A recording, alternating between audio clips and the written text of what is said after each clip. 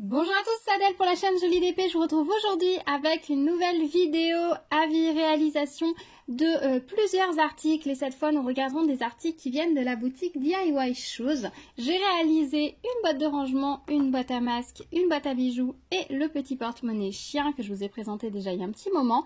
Donc, on va les regarder un par un. Je vais vous donner mon avis sur chacun de ces articles, les restes de diamants, etc. Et à la fin de la vidéo, vous trouverez quelques images en accéléré de la réalisation du porte-monnaie chien et de la boîte à masque. Les autres, je n'ai pas filmé lorsque je les ai réalisés, j'ai juste pris plaisir à les faire. Mais j'avais réalisé quelques images donc du porte-monnaie et de la chouette, donc vous les retrouverez en fin de vidéo. Alors, pour commencer, on va regarder la boîte de rangement. Donc, ce grand bac de rangement qui est magnifique. Il est assez long à faire. Il y a beaucoup de diamants à poser, comme vous pouvez le constater. Il y a beaucoup de petits détails. Les diamants sont souvent de la même couleur que le motif qui est imprimé. Ça permet juste de rajouter un petit peu de relief. Ça se fond très bien dedans. Notamment, par exemple, les petites gouttes là. Ça rajoute juste un petit peu de relief dans la zone qui est du même vert que le diamant. Donc, c'est très sympa. Autant sur certaines compositions comme ça, les diamants apportent vraiment un plus. On a presque l'impression que c'est une pierre sertie dans un motif. Autant là, les diamants sont juste là pour rehausser, pour donner du relief. Mais ça fonctionne très bien, j'aime beaucoup. Alors, c'était très agréable à réaliser. On a un beau choix de couleurs de diamants. Je ne sais plus combien il y a de couleurs différentes. J'avoue que je n'ai pas compté quand je l'ai réalisé. On va regarder ça ensemble avec les restes de diamants. Et puis je vais vous raconter la petite mésaventure que j'ai eue dessus, mais que j'ai signalé au vendeur. Donc on a en reste de diamants, je vous montre au passage, hop, hop, tout en comptant les couleurs. Donc on a 4, 5, 6 formes de strass classiques. On a un sachet de micro-gouttes, des petits ovales, des petites gouttes comme ça, des grosses gouttes comme ça. Vous voyez, il en reste beaucoup de celles-ci par contre, des petits ronds roses, des petits ronds jaunes. Et normalement des petits ronds verts comme ceci. Donc ça fait 1, 2, 3, 4, 5, 6, 7, 8, 9, 10, 11, 12. 12 couleurs pour cette jolie boîte. Donc ça fait quand même pas mal. Il y a une belle variété au niveau des diamants. Alors, je vous ai dit normalement pour les verts. Parce que j'ai eu un souci avec cette couleur-là. C'est tous les diamants que vous voyez ici, normalement, ça aurait dû être juste des demi-perles vertes comme ça, arrondies. Sauf que quand j'ai regardé ce qu'il y avait dans le sachet, j'ai eu un gros doute. J'ai un gros doute sur la quantité et quand du coup j'ai regardé à peu près, il y a 10 vagues comme ceci qui comportent entre 10 et 11 diamants, ce qui veut dire qu'il faut plus de 100 diamants. Et dans le sachet, j'ai compté, il n'y en a que 50. Ou 51 ou 52, mais on est sur 50, c'est-à-dire qu'il y avait moitié moins de diamants que nécessaire. Alors j'ai regardé dans mon stock ce que j'avais, s'il me restait des diamants comme ceci, j'en avais qu'une trentaine de plus, donc ça n'aurait pas convenu, ça n'aurait pas suffi, donc je me suis un petit peu demandé à un moment donné comment j'allais faire, et du coup en regardant j'avais ces ronds fastés verts qui me restaient, je les ai comptés et j'en avais à peu près une 120 ou 130, donc j'ai décidé de remplacer ces petits dômes verts qui auraient été aussi très jolis mais qui étaient en quantité insuffisante par ces ronds fastés vert foncé qui marchent très bien. Du coup oui, on commence ce petit avis avec une petite boîte où j'ai eu un souci de diamant. Alors je vais le signaler aux vendeurs, ils le savent peut-être tout simplement pas. Vu que c'est un nouveau modèle, c'est peut-être pas encore revenu jusqu'au fournisseur et donc ça n'a pas encore été complété et corrigé. C'est possible, donc du coup je vais le signaler. Si vous aussi vous avez commandé cette boîte et si vous l'avez réalisée, dites-nous dans les commentaires si vous avez eu assez de diamants ou si comme moi il vous en a manqué et auprès de quel vendeur vous l'aviez acheté le cas échéant. Mais vous voyez, c'est vraiment important je pense de garder ces restes de diamants, surtout les diamants on va dire à forme spéciale. Les petits strass encore, on peut toujours se débrouiller, mais c'est vrai que les formes spéciales, à partir du moment où il en manque, c'est très compliqué et ça peut gâcher tout un projet. Donc gardez bien toutes vos formes spéciales. Si vous gardez pas les diamants classiques, je peux tout à fait le comprendre, puisqu'on peut facilement en retrouver d'autres. Les petits strass classiques, je peux comprendre aussi, mais toutes les formes spéciales, honnêtement, mettez-les dans des petits sachets, mettez-les de côté, ça peut toujours vous sauver la mise. Et là, je vous avoue que cet été, mes diamants que j'avais mis de côté m'ont sauvé la mise plusieurs fois. C'est peut-être pas de chance du tout, c'est vrai que ce sont des articles qui viennent pour la plupart de sortir, donc peut-être qu'ils n'ont pas encore eu beaucoup, qu'il n'y a pas eu encore beaucoup de retours dessus. notamment de retours de clients qui les ont réalisés, donc c'est pas encore remonté au fournisseur qu'il y a des correctifs à faire dessus, c'est bien possible, mais du coup voilà, quand on peut se sauver la mise, parce que même si par exemple c'était une commande et que vous dites au vendeur qu'il vous manque des diamants et qu'il vous renvoie l'objet, parce que là pour le coup le vendeur va pas vous renvoyer que les diamants, hein, il va vous renvoyer normalement l'objet complet, bah, vous allez vous retrouver avec un objet que vous pouvez pas terminer et un objet que vous allez pouvoir terminer en mixant les deux diamants. Donc si vous en avez de côté, bah, même votre panière que vous n'avez pas pu terminer de base puisqu'il vous manquait des diamants, bah, vous allez pouvoir piocher dans ce que vous avez pour pouvoir la terminer, et c'est toujours ça de prix. Voilà, mais en tout cas sinon je la trouve très très belle, elle me plaît énormément. Donc montée, elle est assez grande. Alors il y a quelqu'un qui me demandait si ça convenait aux bibliothèques Kallax de chez Ikea. Alors il me semble que les bibliothèques Kallax ont besoin de panières plus grandes. Je vous avoue que celles-ci elles font 24 par 24 il me semble. Donc elles sont assez petites, je sais qu'elles tiennent sur les étagères Billy, ça y a pas de souci puisque c'est là où je la range.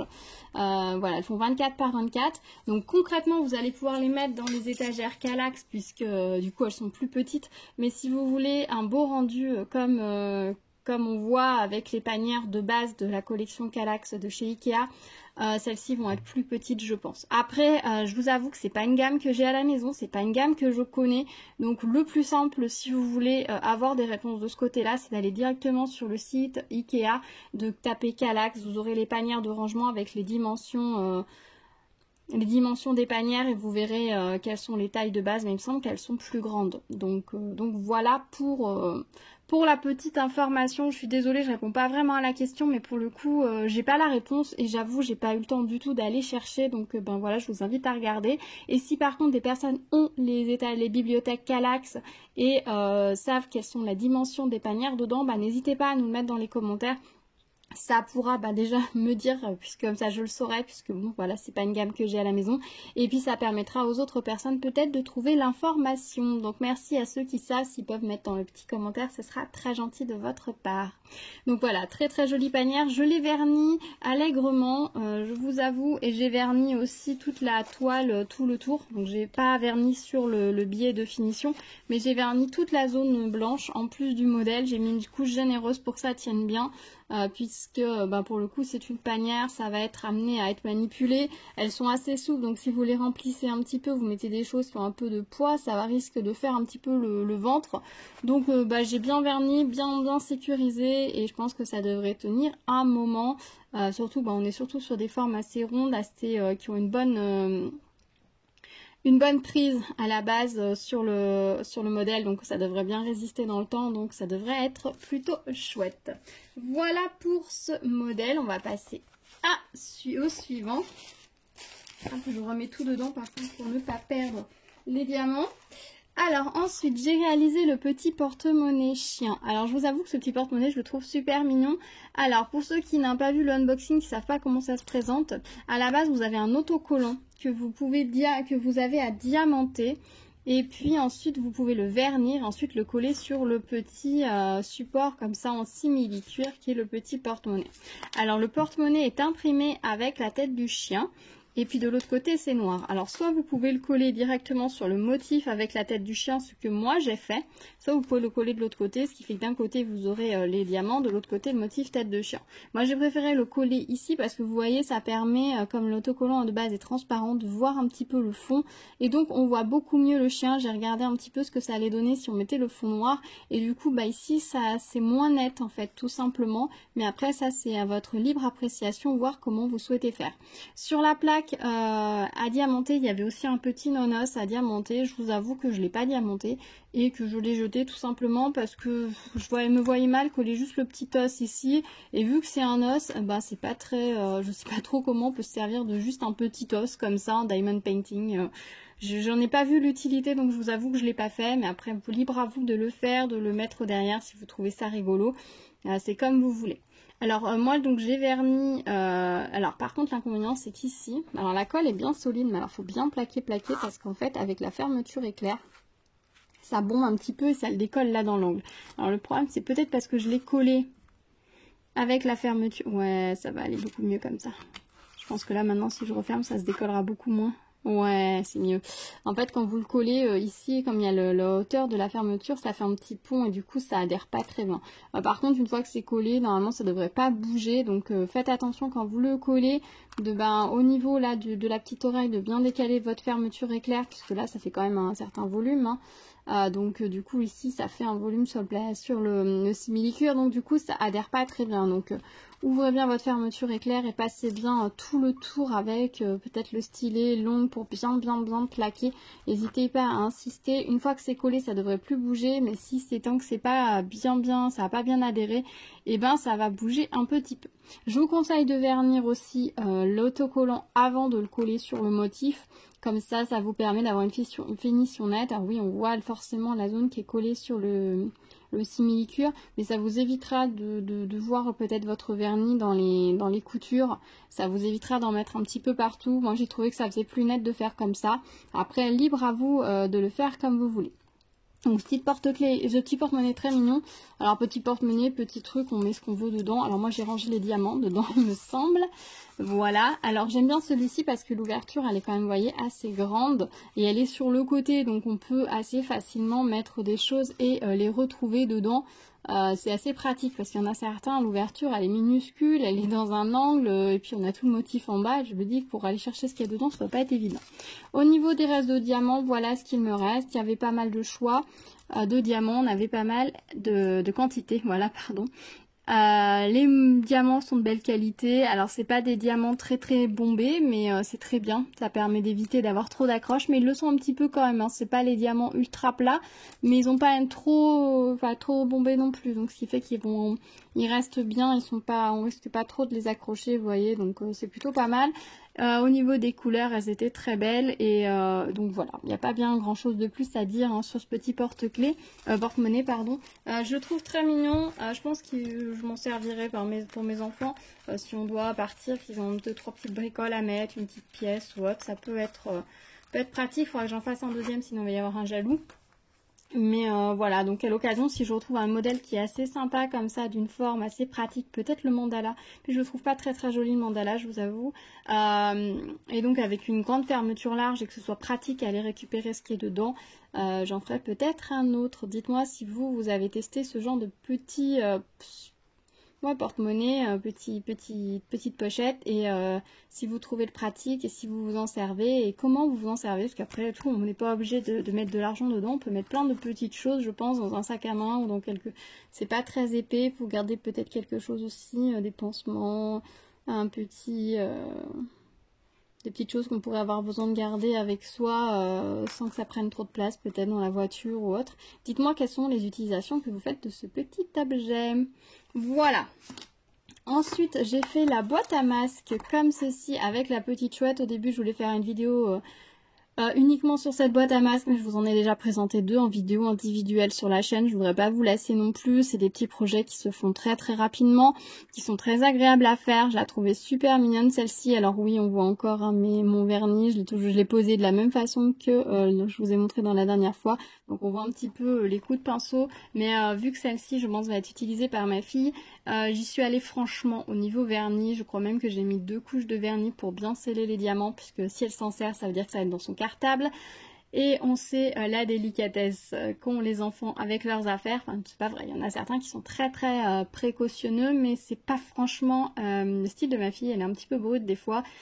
C'est pas qu'elle fait exprès, mais il y a des moments où elle fait pas forcément attention et dans le cartable, ça a vite fait de toute façon de finir ce genre de truc, ça va finir forcément sous le poids de tout le reste, à moins de le mettre dans la petite poche devant, ça va forcément glisser sous tout le reste, ça risque de s'abîmer. Donc j'y suis allée franchement niveau vernicole, enfin niveau vernis tout court et je pense que j'ai bien fait.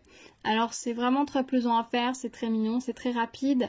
Si vous en faites, vous en commandez pour vos enfants, ça peut être un projet très sympa à leur faire carrément avant la rentrée pour qu'ils aient un petit objet pratique et joli à mettre dans leur sac pour emmener leur masque, parce que j'ai bien peur qu'on ait encore droit au masque cette année à l'école. Ça franchement ça réjouit vraiment pas ma fille. Je sais pas comment le vivent vos enfants, mais moi la mienne elle le vit pas bien du tout le masque à l'école. Je m'interroge aussi sur la pertinence du truc vu qu'ils s'échangent leurs crayons, leurs livres et tout toute la journée à l'école, mais bon, bref, ça c'est un autre débat. Donc si jamais il y a besoin à nouveau de masques, et ben elle aura une petite boîte toute mignonne. Pour ceux qui ne connaissent pas, ça s'ouvre comme ceci devant. Et puis vous avez un petit rebord là et vous pouvez glisser un ou deux masques ici. Quand vous glissez les masques dedans, je vous conseille de mettre le côté bord avec les élastiques ici puisqu'il est un petit peu moins dodu et que ça risque pas de l'abîmer. Si mettre la pliure ici, comme ça vous déjà vous pliez un petit peu moins le masque et vous risquez pas d'endommager là, à ce niveau-là. Et comme c'est plus épais au niveau de la pliure avec les plis qu'il y a sur le masque, si vous les calez là, c'est très compliqué à caler. Alors que là, si vous mettez bien la partie où il y a les élastiques, vous repliez les élastiques par-dessus, ça fonctionne très bien, c'est très pratique. Elles sont normalement plutôt pas mal fermées, il y a juste ces deux petites fentes ici qui peuvent éventuellement amener un petit peu de poussière, mais c'est tout. Alors la mienne là, elle jointe pas très bien parce que j'avais mis le stylet dedans, donc ça a dû la tordre un petit peu, il faut juste que je la... Voilà, presque problème réglé. Mais voilà, c'est parce que j'ai rangé tous les diamants et le stylet dedans. J'ai utilisé le toolkit qui était fourni avec. Je n'ai pas refermé la colle d'ailleurs, voilà.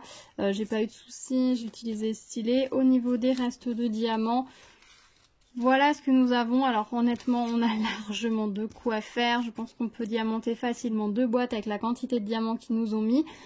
Il n'y a pas de souci, si vous le faites avec des enfants, même s'ils renversent un petit peu, ils auront tout ce qu'il faut pour faire leur jolie petite boîte à masques. Voilà, donc vous n'avez pas d'inquiétude de ce côté-là, on a largement assez de diamants. La colle collait très bien, je vous l'ai pas dit hein, pour les 3 projets, mais la colle collait très bien, elle était de bonne qualité, j'ai pas eu de problème de ce côté-là, donc c'était nickel. Et pour finir, parce que je sais que vous attendiez avec impatience de la voir réalisée depuis le moment où je vous l'ai présentée en unboxing, voilà la boîte à bijoux.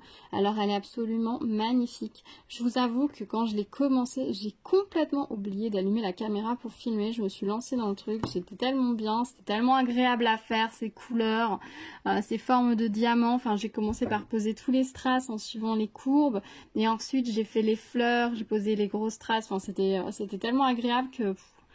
j'ai complètement pas pensé à filmer et au final je me dis que c'est pas très grave. Je vous ai montré l'autre boîte à bijoux en vidéo, je vous remettrai le lien dans le petit d'information si vous ne l'avez pas vu. Alors celle-ci je l'ai pas encore détournée à l'intérieur comme j'ai fait dans l'autre. Si vous n'avez pas vu la vidéo, l'autre je vous montre comment on peut faire pour la détourner pour s'en servir autrement, de façon plus facile qu'en boîte à bijoux comme ceci, puisque ici on est assez limité en termes de taille à l'intérieur, il n'y a rien du tout. Mais on a ici le petit trou et là ce sont des fentes pour mettre des bagues ou des petites boucles d'oreilles à clous. Donc c'est vrai que l'utilité est peut-être réduite. Mais dans l'autre vidéo, je vous montre comment très facilement la détourner pour en faire une boîte, une grande boîte à rangement que vous pouvez utiliser pour plein d'autres choses.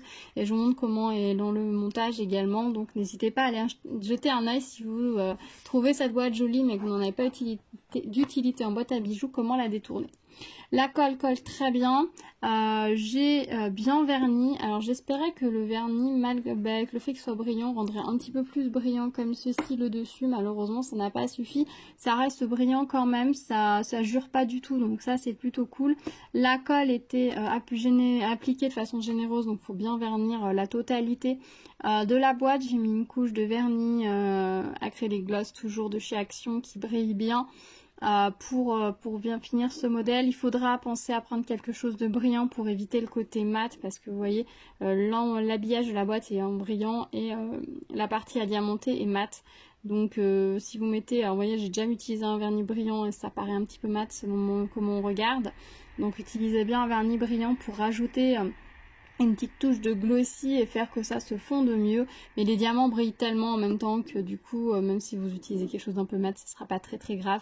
Mais vernissez bien par contre, parce que sinon votre boîte elle va accrocher toutes les poussières. Et comme c'est le genre de boîte qui sont juste super jolies en décoration, si elles se couvrent de poussière, de petites fluches ou autres, ça va vraiment être très moche très vite. Donc vernissez vraiment ce support.